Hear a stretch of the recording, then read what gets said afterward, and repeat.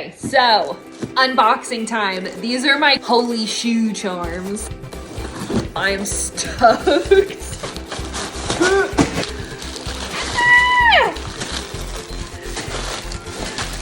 Oh my god, I'm so excited.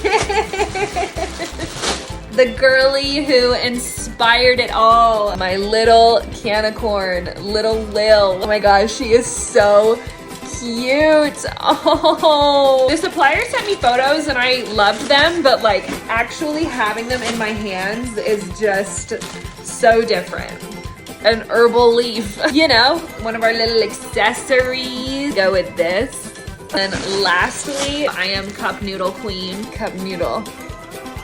Look at how cute these are. Here is an example of my holy shoe charms in generic knockoff holy shoes.